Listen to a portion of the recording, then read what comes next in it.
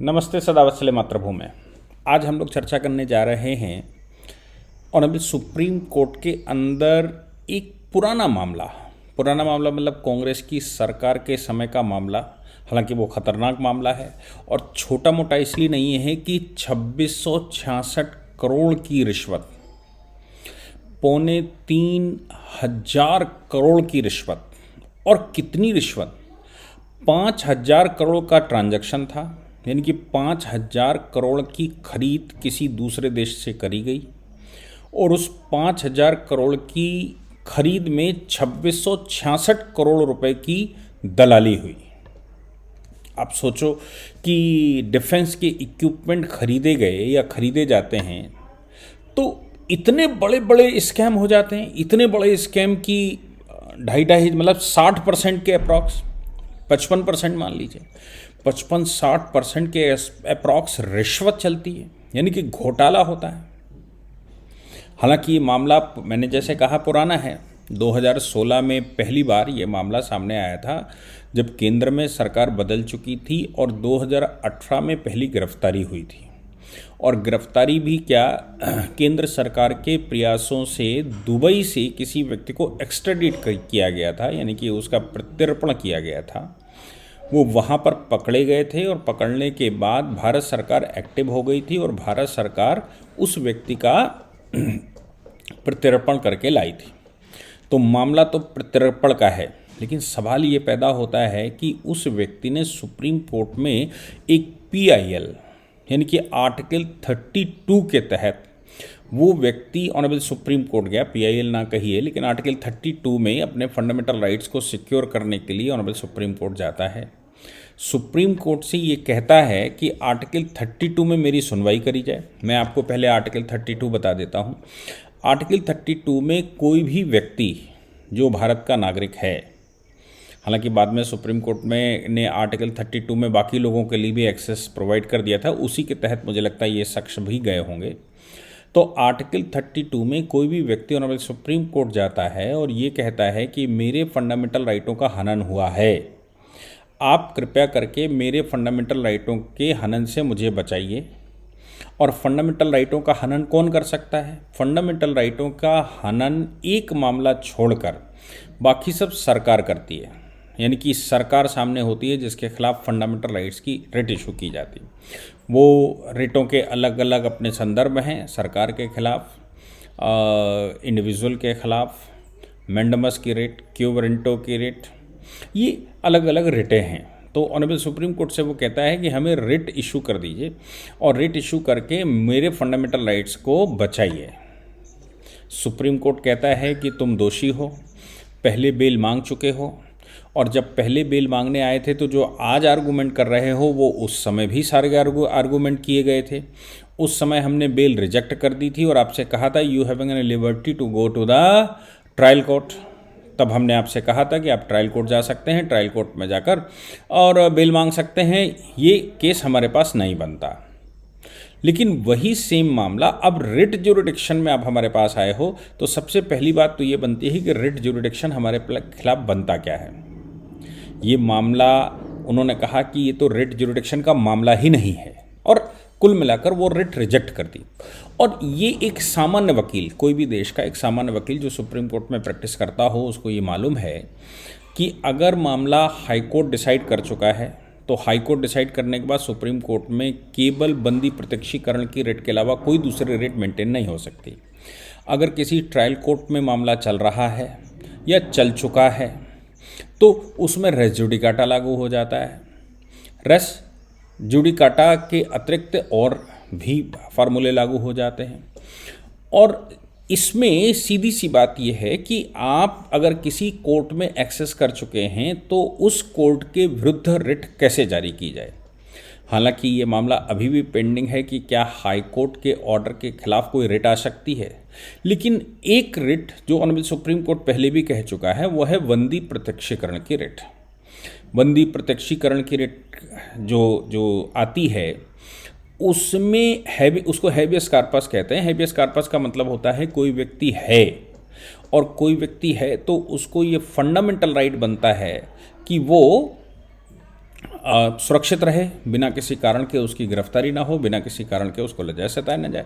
तो फिर ऐसा मामला अगर कोई बनता है तो ऑनरेबल सुप्रीम कोर्ट ये कहता है कि भाई इस मामले में अगर हाई कोर्ट डिसाइड कर चुका है तो भी रिट जुरिडिक्शन आ सकता है। बाकी सभी मामलों में अगर हाई कोर्ट डिसाइड कर चुका है तो अपील सुप्रीम कोर्ट आएगी, SLP सुप्रीम कोर्ट आएगी। अगर किसी अन्य मामले में नीचे ट्रायल कोर्ट चल रहा है तो फिर SLP आएगी, स्पेशली पिटीशन आएगी 136 की। लेकिन आर्टिकल 32 इन्वोक नहीं हो सकता। ये श्रीमान जी सुप्रीम कोर्ट चले आए और ये कहते हुए चले आए कि हमें आर्टिकल 32 में रिलीफ दे दीजिए, क्योंकि एक्स्ट्राडिशन ट्रीटी के तहत, यानी कि प्रत्यर्पण संधि जो हमारी हुई और भारत में जो एक्स्ट्राडिशन लॉ है उस लॉ के सेक्शन 21 में हमको अधिकार है, और 21 का उल्लंघन इस समय किया जा रहा है, इसलिए हमारे लिए एक रिट इशू कर दी जाए। मैं उस मामले को पूरा बताता हूँ कि मामला क्या है।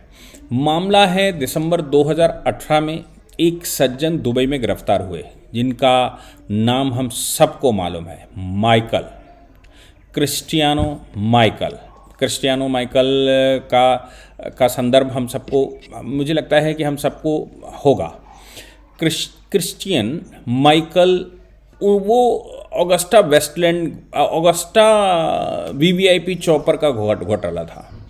VVIP चॉपर यानी कि हेलीकॉप्टर, VVIP हेलीकॉप्टर खरीदे गए भारत सरकार ने, 5,000 करोड़ रुपए के खरीदे गए, और उसमें आरोप लगाया गया कि 2666 करोड़ रुपए की डील हुई। ये 8 फरवरी 2010 को साइन हुई थी, और ये टोटल लगभग 5,000 करोड़ की डील थी, और उसमें 2666 करोड़ रुपए के इल्ज़ाम हैं कि उसमें ये किया। ये सज्जन जो हैं क्रिश्चियन माइकल, ये उसमें मीडिएटर की भूमिका में है। और आप सोचो मीडिएटर की भूमिका में कितना पैसा, 225 करोड़ रुपया, 225 करोड़ रुपया इस व्यक्ति ने डील करवाने के लिए मीडिएशन का काम किया। आप सोच लीजिए, भारत सरकार आज जो भारत सरकार है वो मीडिएटर पर विश्वास नहीं करती, वो डायरेक्ट देश में डील करती है। मतलब अगर कोई मीडिएशन का काम करेगा तो वो देश करेगा। देश के अंदर कंपनियां होती हैं, कंपनियों के अपने रूल्स होते हैं, देश के अपने रूल्स होते हैं। तो अगर हमको आज कुछ खरीदना पड़ता है, हम फ्रांस से सपोज़ कुछ फाइटर जेट खरीद रहे हैं, अब हम अगर राफेल वहाँ से खरीद रहे हैं तो आपको याद होगा कि प्रधानमंत्री जी सीधा वहाँ के राष्ट्रपति के साथ बैठते हैं और डील करवाते हैं। लेकिन कांग्रेस के शासनकाल में एक खास बात थी, यानी कि 2014 से पहले एक खास बात हुआ करती थी, उससे पहले की भी अगर हम देखें तब भी होता था कि सब क्या हुआ, बोफोर्स घोटाले में स्वीडन की एक न्यूज़ छपी थी, और वो न्यूज़ ये थी कि उनकी पार्लियामेंट में ये जवाब आया कि साहब इतना, जब उनके इनकम टैक्स और ये वो क्लियरेंस जा रहा होगा तो उसमें से न्यूज़ निकल के आई कि उसमें हज़ारों करोड़ रुपए का, या मतलब सैकड़ों करोड़ या हज़ारों करोड़ रुपए का उस समय रिश्वत भारत के ऑफिशियल्स को दी गई थी। वो मामला था राजीव गांधी के समय पर, और वो भी मीडिएटर के थ्रू। तो कुल मिलाकर कुछ शासन भारत में ऐसे बैठते हैं जो मीडिएटर के थ्रू डील करते हैं, और मीडिएटर के थ्रू डील करने का मतलब ये होता है, ये होता है कि या तो भारत सरकार की एक्सेस ही नहीं थी उन देशों में, यानी कि भारत सरकार उन देशों के साथ नज़र मिलाकर बात नहीं कर सकती थी, और बात नहीं कर सकती थी का मतलब डील नहीं कर सकती थी। और या फिर ये हो सकता है दूसरा कारण कि भाई नज़र मिलाकर बात क्यों करनी, मीडिएटर के थ्रू करेंगे, उसको रिश्वत का खेल होगा, तो रिश्वत उस समय अधिकारी भी लेंगे, और सारा अगर ठीक रहा फूटेगा तो वो मिडिल मैन के ऊपर फूटेगा, कभी भी फूटेगा। बाकी तो ये कहा जाएगा कि भारत सरकार ने ये डील की, इतना पैसा दिया, अब उसने आगे कितना दिया वो जाने, उसका काम जाने, वो तो बीच में खा गया होगा, मिडिल मैन था। उसमें मिडिल मैन में खाने पीने की जुगाड़ अच्छी हो सकती है, उस मिडिल मैन बीच में डालकर, बिचौलिया बीच में डालकर कमाई अच्छी हो सकती है। तो इनमें से दोनों में से कोई भी कारण हो सकता है। क्या कारण रहा होगा मुझे पता नहीं, लेकिन क्रिश्चियन माइकल ने 225 करोड़ रुपए की इसमें डील की। इनके ऊपर जो चार्जेस लगे वो 467 IPC के चार्ज लगे, 415 IPC के चार्ज लगे, 420 IPC के चार्ज लगे, और सेक्शन 8 यानी कि धारा 8 प्रिवेंशन ऑफ करप्शन एक्ट के इनके ऊपर चार्जेस लगे। बाकी धाराओं में थोड़ा कम सजा है, लेकिन 467 में जो सजा है वो लाइफ इम्प्रिजनमेंट तक है, यानी कि उम्र कैद तक सजा है। केस का नाम बना Christian James Michael versus CBI, case number 0001402/2024, ये सुप्रीम कोर्ट में जो अभी फाइल हुआ। तो इसका बैकग्राउंड मैंने आपको बताया अब बात ये आती है इनका ग्राउंड क्या था। ये तो बात ध्यान में आ गई कि भाई चॉपर घोटाला हुआ था और वीवीआईपी घोटाला है, मतलब कोई सामान्य घोटाला नहीं, वीवीआईपी घोटाला है, कांग्रेस के शासन के समय था। और जो हमारे पास एक्स्ट्राडिशन का लॉ है 1962 का, उस एक्स्ट्राडिशन के लॉ पर ये सुप्रीम कोर्ट आए थे। इनका कहना ये था कि 1962 के एक्ट के धारा 21 यानी कि सेक्शन 21 में ये बात कही गई है कि एक्यूज्ड या उस पर कन्विक्शन हो चुका है जिसने किसी दूसरे देश में सरेंडर किया हो या दूसरे देश ने हमको दिया हो, तो ऐसी परिस्थिति में उसके ऊपर मुकदमा वो ही लग सकता है या वो ही चल सकता है जो कि एक्स्ट्राडिशन ट्रीटी में लिखा है। सपोज कोई व्यक्ति अपराधी है, बहुत लंबे समय से अपराधी है, लेकिन भारत में जो हम इन्वेस्टिगेशन कर पाए, उस इन्वेस्टिगेशन में पता लगा कि भाई उसने केवल वीवीआईपी चॉपर घोटाला किया था, उसने वीवीआईपी चॉपर घोटाला किया था। ऑगस्टा वेस्टलैंड उसने नाम का एक हेलीकॉप्टरों की डील की थी और उसके अलावा हमको कुछ मालूम नहीं। तो हमने उस कंट्री से कहा होगा कि हमको ये व्यक्ति दे दो और ये व्यक्ति हमारे यहाँ ये उसके चार्जेस हैं। तो उस कंट्री ने हमारे साथ एक बायलेटरल ट्रीटी की होगी, एक बायलेटरल एक्स्ट्राडिशन की डील की होगी। डील से मतलब है एक एग्रीमेंट साइन हुआ होगा। और बात ये आती है कि जो हमारे पास है, जिस दिन एग्रीमेंट साइन हुआ उससे पहले के उसके जितने अपराध हैं, इस केस से जो केस हमने वहाँ मेंशन किया है, उस केस के अलावा जितने अपराध हैं उन पर मुकदमा नहीं चलाएंगे। इसके बाद जो केस हुए होंगे कहीं और हैं, हमारे नहीं हैं, तो हम मुकदमा नहीं चलाएंगे। ये भी शर्त है कि सज़ा अगर उस व्यक्ति को हो गई है तो सज़ा होने के बाद वो या बेल पर छूट गया है या उसको रिलीज़ कर दिया गया है, तो उसके एक पार्टिकुलर समय के अंदर उसको वो देश छोड़ना पड़ेगा। यानी कि हमारा देश उसको 30 दिन के अंदर छोड़ना है। अगर वो देश 30 दिन के अंदर नहीं छोड़ता है तो फिर वो जिस कंट्री में एक्स्ट्राडिशन, हमारे देश में एक्स्ट्राडिशन किया गया, तो हम कोई भी मुकदमा चला सकते हैं। इसमें उन्होंने कहा कि उसको भारत से बाहर जाने की अपॉर्चुनिटी देनी चाहिए। अच्छा, दूसरी बात यह है कि इन्होंने ये भी इस केस में कहने की कोशिश की है कि भाई जो विदेश से यहाँ पर आया है और लाया गया है तो उस कंट्री की कंसेंट होना पहले ज़रूरी है। अब इसमें 436 कैपिटल ए के तहत केस तो चल ही रहा है। वैसे भी 7 फरवरी 2023 को ऑनरेबल सुप्रीम कोर्ट ने बेल इनकी डिसमिस कर दी थी और बेल डिसमिस करने के बाद ये वहीं पर थे। इनका कहना ये है कि डॉक्ट्रिन ऑफ स्पेशलिटी, यानी कि डॉक्ट्रिन ऑफ स्पेशलिटी जो सेक्शन 21 में है, वो ये कह रहे हैं कि स्पेशल उसी केस को या उस सज़ा को छोड़कर कोई और यहाँ केस नहीं चल सकता। अब जो हमारी उनसे डील हुई, मतलब यूएई की सरकार के साथ जो ट्रीटी हुई होगी, उस ट्रीटी में आर्टिकल 17 दिया हुआ है। उस आर्टिकल 17 में उसने कहा है कि भाई न्यू कैरेक्टर के ये वो नहीं कर सकते, जैसा पीछे कहा। लेकिन इसमें उन्होंने ये भी कहा है कि अगर उसी अपराध से संबंधित जितने अपराध हैं उन अपराधों पर मुकदमा चल सकता है, और अगर 30 दिन के अंदर श्रीमान जी देश छोड़कर वहाँ से छूट गए तो 30 दिन के अंदर नहीं आते तो फिर वो देश कुछ भी चला सकता है। अब ये 2018 से जेल में है, यानी कि लगभग 5 साल इनके जेल में हो चुके हैं, और यही ग्राउंड लेकर ये 2023 में गए थे कि हमारे 5 साल हो चुके हैं और इसलिए प्रिवेंशन ऑफ करप्शन एक्ट में 5 साल की सज़ा है, हम उनको छोड़ दिया जाए। सुप्रीम कोर्ट ने आज फिर से ये कहा, या उस दिन जब 2023 में फरवरी में 2023 में उनकी बेल रिजेक्ट की थी तो कहा था चूंकि जो ऑफेंस आपने किया है उसमें धारा 467 भी लगी है।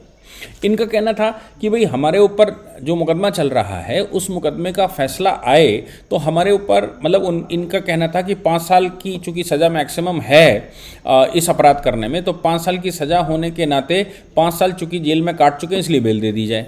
हाँ, ये सामान्य नियम भी है। सामान्य नियम बेल का ये कहता है कि अगर कोई ट्रायल चल रहा है और उस केस में जिसमें वो ट्रायल चल रहा है उसमें जितनी सज़ा है उसका 50% से ऊपर की सज़ा काट चुका है व्यक्ति और अभी ट्रायल कंक्लूड नहीं हुआ है तो बेल उसका राइट बन जाएगा, यानी कि उसको बेल आपको देनी पड़ेगी। ये सीआरपीसी में प्रावधान है। मैं फिर से कहता हूँ, ये अगर किसी मामले में किसी के ऊपर मुकदमा चल रहा है, अभी फाइनल डिस्पोजल नहीं हुआ है, यानी कि अभी उसका फाइनल डिसीजन नहीं हुआ है और केस चल रहा है, व्यक्ति पुलिस हिरासत में है यानी कि जेल में है, तो ऐसी परिस्थिति में 50% से ऊपर अगर जेल वो काट चुका है और अभी ट्रायल कंक्लूड नहीं हुआ है तो फिर बेल उसका एक राइट बन जाएगा। वो चाहे तो कोर्ट से बेल ले सकता है। क्योंकि ट्रायल आपको 50% सजा काटने से पहले पूरा करना होता है। ऐसे ही 167 में भी प्रावधान है कि अगर किसी व्यक्ति को आपने गिरफ्तार कर लिया है और उस व्यक्ति की चार्जशीट विद इन 60 डेज या 90 डेज, जिस प्रकार का केस है, मेजर केसेस में 90 डेज और माइनर केसेस में 60 डेज, अगर 167 के प्रावधानों के अनुसार वो खरा नहीं उतरता है तो बेल उसका राइट बन जाएगा। आप चार्जशीट नहीं लगा पाए 90 दिन के अंदर मेजर केस में, माइनर केस में 60 दिन के अंदर चार्जशीट नहीं लगा पाए, तो फिर बेल उसको मिलेगी। ये उसका राइट है, चाहे कितना ही गंभीर केस क्यों ना। कुछ स्पेशल लॉस को छोड़कर, जैसे ईडी के केसेस हैं, सीबीआई के केसेस हैं, तो कोर्ट को लिखना पड़ता है कि क्यों आखिर वो बेल नहीं दे रहा। नहीं, जनरल मामलों में उसका फंडामेंटल राइट है, मतलब उसका ये राइट है कि उसको बेल मिल जाए, क्योंकि आप ट्रायल कंप्लीट, क्योंकि आप चार्जशीट नहीं लगा पाए। ऐसे ही ट्रायल के मामले में भी है कि अगर चार्जशीट अगर ट्रायल कंक्लूड ना कर पाए तो 50% सजा काट चुका है तो फिर उसको छोड़ दीजिए। स्पेशल केसेस में, जैसे ये केस है, स्पेशल केसेस में अगर फुल सजा काट चुका है, जितने साल का उसके ऊपर मुकदमा चल रहा है केस का, मतलब सपोज जो ट्रायल चल रहा है उसमें 7 साल की जेल का प्रावधान है, 7 साल वो अगर व्यक्ति काट चुका है जेल में, तो फिर भाई आप मुकदमा कंक्लूड भी करोगे तो क्या करोगे, बहुत ज़्यादा करोगे तो कहोगे ये भाई ये कन्विक्ट कर देते हैं। कन्विक्ट जब पहले से ही उतना समय काट चुका है जेल में तो फिर उसकी सज़ा आप काटने के लिए बची क्या। हालांकि तो इसका मतलब ये होगा कि उसको बेल ग्रांट कर दो और केस चलाते रहिए सत्यता के लिए। इनका कहना यह है कि भाई हमारा 5 साल का मामला था, कोर्ट से कह रहे हैं कि एक्स्ट्राडिशन की ट्रीटी थी और आप उससे ज़्यादा नहीं कर सकते, यानी कि जो यूएई सरकार के साथ हमारा एग्रीमेंट हुआ होगा या फिर एक्स्ट्राडिशन एक्ट 1962 की धारा 21 सेक्शन 21 के तहत अगर किसी व्यक्ति को वहाँ उसकी समय अवधि से ज़्यादा रखा जाता है या जितनी सज़ा जिस काम के लिए एक्स्ट्राडिशन किया गया उससे ज़्यादा सज़ा नहीं दे सकते। तो ये 21 इन्होंने क्लेम किया। सुप्रीम कोर्ट ने कहा तुम्हें ध्यान रखना चाहिए 467 फोर्ज्ड डॉक्यूमेंट का इस्तेमाल किया गया होगा। तो 467 जिसमें फोर्ज्ड डॉक्यूमेंट का इस्तेमाल किया गया है उसमें 10 साल या उम्र कैद की सज़ा के प्रावधान है। तो सुप्रीम कोर्ट कहता है कि 10 साल या उम्र कैद के, चूंकि इस केस में प्रावधान है इसलिए हम तुमको नहीं छोड़ सकते, क्योंकि उम्र कैद के प्रावधान। हाँ, बेल अगर आपको मांगना है तो रेगुलर कोर्ट से मांगिए जाके, लेकिन आप अगर सेक्शन 21 क्लेम करते हैं, अगर आप भारत और यूएई की ट्रीटी क्लेम करते हैं जो एक्स्ट्राडिशन की आपके मामले में हुई होगी, तो फिर ऐसा प्रावधान, चूंकि उम्र कैद का मामला है इसलिए यहाँ वो लागू नहीं होता। अब देखिए, कांग्रेस का मुझे लगता है उस समय की सरकार का दुर्भाग्य कि मामला तो चल ही रहा है और मामला चलते समय ये भी है कि मामला गंभीर है। देश को करप्शन के मामले पता होने चाहिए, किसकी सरकार थी वो पता होने चाहिए।